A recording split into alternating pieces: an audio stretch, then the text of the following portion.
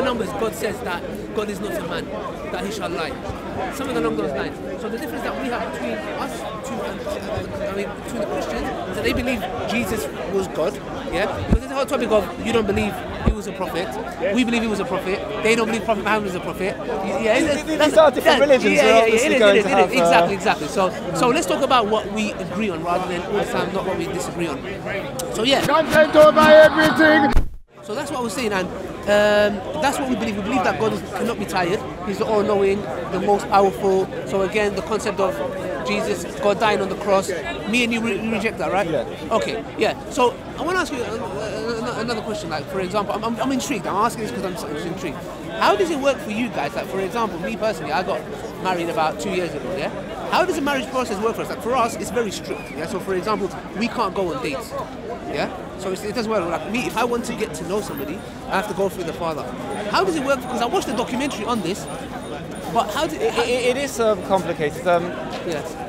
Obviously, there are certain, under normal circumstances, one shouldn't even socialise with a woman who's not your wife and not your relative. High five to that again, because we're on the same page. But obviously, you have to get married. Yeah. And let's get high five for the marriage. You're not expected to marry a stranger. Exactly. And therefore, in the dating process, there are certain things which would normally be forbidden which become permitted under the circumstances, but certain things which remain forbidden. There's certain boundaries. So normally, you would not be allowed to start get pleasure from looking at a woman, for example. Okay. But if you're looking to get married, you go on a date, you are supposed to look at her because you've got to make sure you're comfortable. She has to remain properly dressed. You can't see when she's not covered.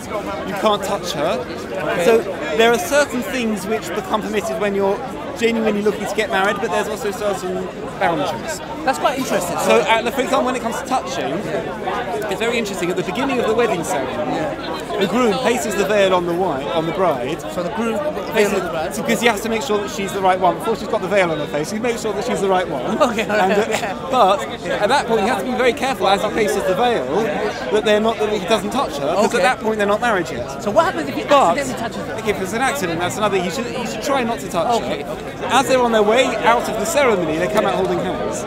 Oh, okay.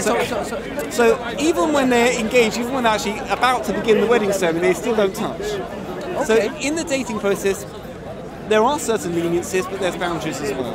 Okay. So that was very okay. So it's the same with us. So when you're getting to know the other person for marriage, like you said before, you're not allowed to touch her. You know, you're allowed to see the face, etc. So that's quite profound. That's what I was asking, because there's a lot of things that are in common as well. And also another thing is, so when you do the contract, how does the marriage contract work?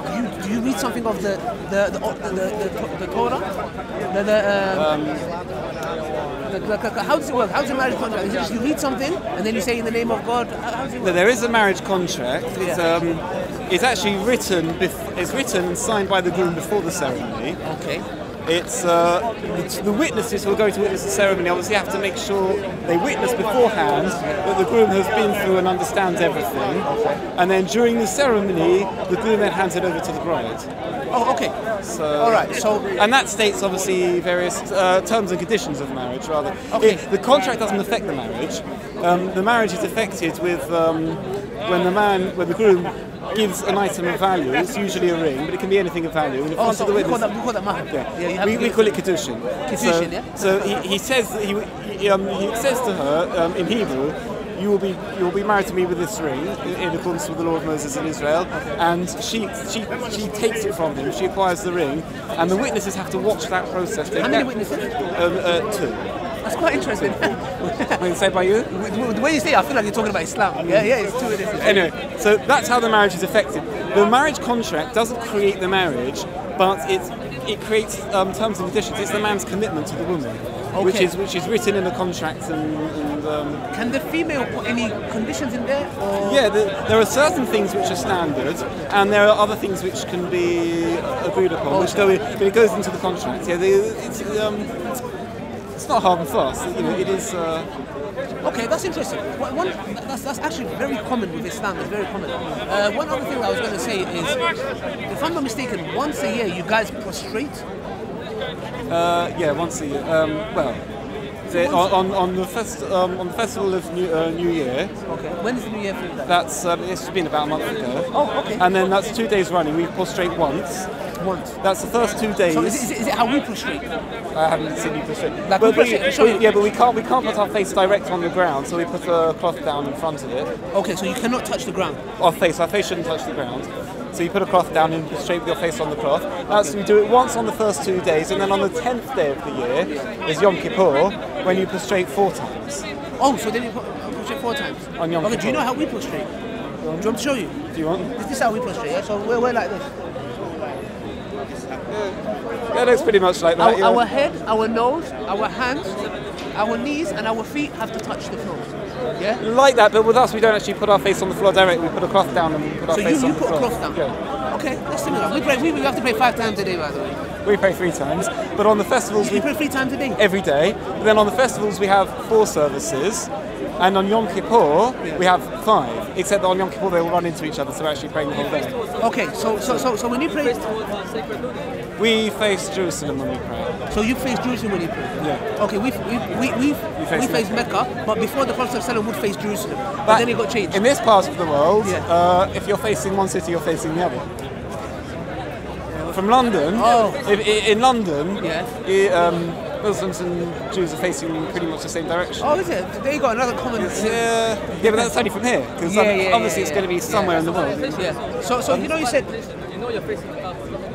Yeah. Of course, it's the intention. So when you when you pray 3 times a day, do you have to do some kind of ablution? Well, is there any ritual that you have to do? The standard thing is washing of the hands. The hands, yes. That's standard. We rinse our hands before we pray. There are some people who immerse their entire body each morning in a special type of pool. That's not obligatory. Okay. Some people have that custom. Probably the majority don't. Okay. And then more people. The immersion pool is called a mikveh. That's built to very specific requirements. Some people go every morning. Some people might go every Friday in preparation for the coming Sabbath. Okay. It's So you know when you pray, you don't do this 3 times a day, do you? No, we don't bow down. So what do you do? Like what kind of prayer is it? Like? Well, some of our prayers are recited standing, some are recited sitting. Is it the one where it's a bit like this? Or is that different? Yeah. Well, some people sway a bit. Some people like to stand still. Okay. Can you do it like this? Standing, like if you stood facing the central prayer of every service, some people is known as the Nida, it's also known as Shemona Esrei. That has to be said standing with your feet together. Your feet together? Yeah, like. Okay, so that's 3 times a day. Yeah. Okay, that's interesting. Do you guys drink alcohol? Yeah, but in moderation. Yeah. You shouldn't get to the point where you're not in control of yourself. You have to drink moderately enough that you can make sure you don't do anything you shouldn't do. But if you keep to within that limit, you're allowed to drink alcohol. Yeah. Okay, that's interesting. I don't know if there's any questions I want to ask. Is there anything you want to ask me? Yeah, no, it's interesting. Just last question. The long black thing that you guys wear, or the hats that are... The black furry hats? Yeah, what is that? Do you have to? Is that No, that's done in certain communities. It's not universal. That's the Hasidic communities. They originated from Eastern Europe. It's not standard. Okay, what is the ultra-Orthodox? What are they called? The generic term for the ultra-Orthodox is Haredi. Haredi, yeah. Haredi doesn't mean it's not a specific movement. It's just the very, very religious are known as the Haredi. And that's obviously there's different groups amongst the Haredi that come from different parts of the world, have different customs. You know. You're not. Oh yeah, we've covered that. You're not allowed to shake the hand of the opposite gender. Yeah. Okay, all right. I heard. Is it true that female and males have to walk on the opposite side, or is that correct or not? I heard this. I don't know. I'm just asking. No. I mean, you were talking about opposite side of the street, or? Yeah. It's not generally done. Yeah. I know in certain isolated places they might take on, some communities take on extra stringencies.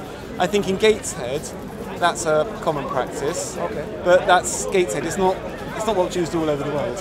Okay. Certain communities have extra. Weddings is segregated, right? Yeah. I mean, you're talking about diverse groups of people. Yeah. So obviously, some communities are more religious than others. Yeah. Some are stricter than others. Some are. And different customs have evolved. Okay. So what you'll see in one community isn't necessarily standard of all Jews. One last question. I promise it's the last. That quite a few last one. times. I promise it's the last one. The Jewish ladies, why do they have to wear a wig? Or like the married ladies should keep their head covered. Okay, Only so- the married ladies, sorry, though. Sorry. When? For him. You give it to me. Oh, okay. Sorry. Do you know the thing that? Yeah, I already discussed this. It's like a little box. Yeah. So. Oh, the Tefillin. Yeah, what about that? Please explain about that. One second. Can I just? After that. Sorry. I don't know what was I saying. Yeah. You said that they have to cover their hair. Yeah. But why don't they cover it, like, for example, like a cloth? Why do they wear it like a wig? Again, that's something that does vary. You'll find in many communities the women are covering their head with a cloth. They call it a tichel. That's like a cloth they cover their head with. Others, there are some quite commonplace nowadays to wear the wigs. It is, you should know, it is a matter of controversy, because some say it's not really in the spirit of the law. It's become an accepted practice. At the end of the day, it's covering the head. The head is covered. I mean, the hair is covered. I heard it means That's quite the interesting. bigger he is, But you don't know about the more religious you claim. And that's for the married woman. The married So the single woman don't have to. No. Okay. I've got your name. Abraham. Nice to meet It you. was a pleasure, man. So Thank you, before man. you go, please If you have explain any- about the thing, the box and the thing that ties it on. This is put on in the morning, not on Sabbaths and festivals, but on weekdays. You have a box, 2 boxes containing scriptural In the passages. little thing box. In these boxes, one you tie to your arm with straps, and one you place on your head, and this symbolises how your actions, your hand symbolises your actions. So your actions are bound by what's written in these boxes, by the command of God. Is it separate written for everyone, or the same thing for everyone? The standard text, they're biblical everyone. passages. Everyone has the same one, yeah? I'm gonna go. Should I leave that with you if you want to carry on, or? That's not mine. It's calm, it's calm. So anyway, Okay, thank you, yeah? Only on a specific the one on the head Yeah. shows how you're binding all your thoughts to God. So you're attaching your actions and your thoughts to the service to the of God. binding, yeah? And it's got scriptures inside it, yeah? Yeah, it's got yeah. Torah, right? Well, not the whole Torah, just certain parts of it, certain very specific. That's one thing I want to know, because I've seen it somewhere, yeah. Alright, thank you. Yeah, nice to meet you. But is it every day or just one day? It's on weekdays. We don't do it on the Sabbath, and we don't do it on festivals. Specifically days which are not Sabbath or festivals, because on the Sabbath and festivals, the day itself is what binds us. That's interesting, yeah. That's good. Anyway, nice to meet you.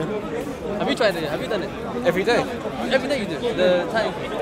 Does it have to be certain reps or Yeah, it's put on there's a certain specific way of tying yourself does it up. have to have certain reps, like 7 or something?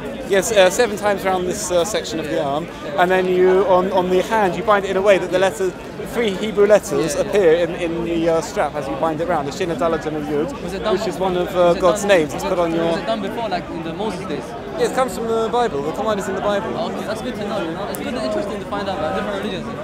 Nice to meet you. Yeah, you too. By the way, I'm Muslim. I I'm interested in other gathered. religions, but I'm very like firm to my own religion. So yeah, at the end of the day, it's fine. See ya. Take care of yourself. It was quite interesting, man. I found it.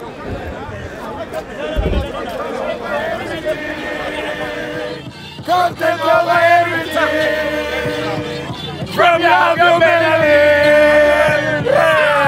Come, man, say it straight. Man, don't listen to BBC.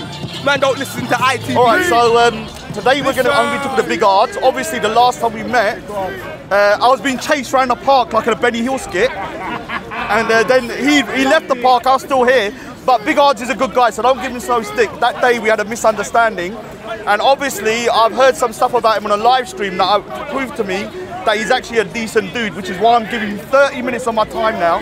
I'm protesting, so 30 minutes, I don't want no one else interfering. It's between me and him, and if anyone interferes, the